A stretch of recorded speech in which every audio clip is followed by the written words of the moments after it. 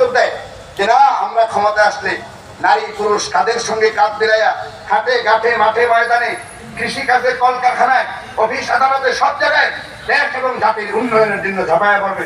পর্দা রক্ষা করে কি রক্ষা করে? পর্দা রক্ষা, পর্দা, এটার নাম পর্দা। সময়ের ভীতি, ইহুদিদের সামনে বুক ফুলে কথা বলার সাহস আমরা হারিয়ে ফেলছি।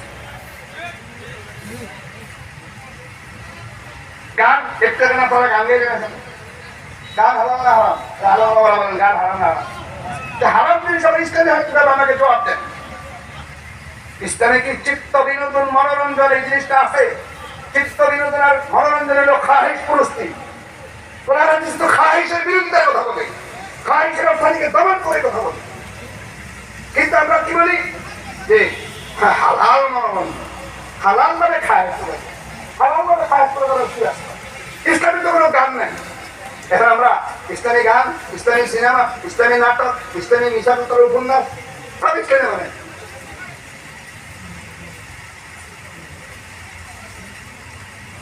মদিনার ইসলাম এর ইসলাম। আর ইয়াউমা আকমালতু লাকুম দীনাকুম ওয়া আতমামতু আলাইকুম নি'মাতি, ইসলামের শরীক। ইসলাম একটা, ইসলামকে মডারেট বানানোর কোনো সুযোগ নাই। ইসলাম শুরু থেকেই মডারেট, মডার্ন, চির আধুনিক, চির তাজা। ইসলামের দিকে তুমি সর্বা ক্ষতিগ্রস্ত হইবা, জলিল ও খার হইবা, বেইজ্জত হইবা, ইহুদিরা সর্বদের গোলামি করো। আর সেই সাহাবায়ে কেরামের মতন যারা কায়সারের দরবারে গিয়া দস্তরখান নিচে খানা খাইতেছে, এক টুকরা দস্তরখানে পড়ে গেছে প্লেটের থেকে, এক সাহাবীকে উঠাই রেখে খাইতেছে, আরেকজন কানে কানে বলে এটা এরা দুষ মনে করে, এটা এরা এটা অভদ্রতা মনে করে, সুতরাং এটা আপনি খায়েন না।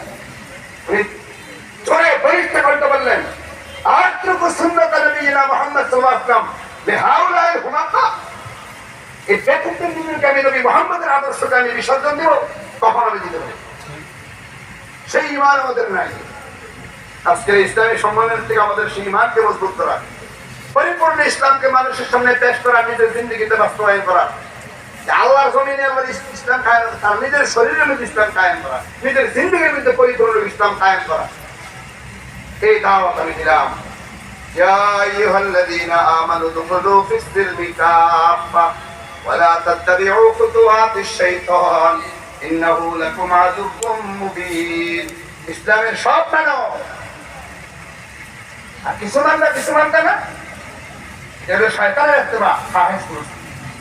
আল্লাহ আমাদেরকে খাঁটি ইমানদার পাক্কা মুসলমান বানাইয়া দিন, দ্বীন বুঝার তৌফিক দান করুন।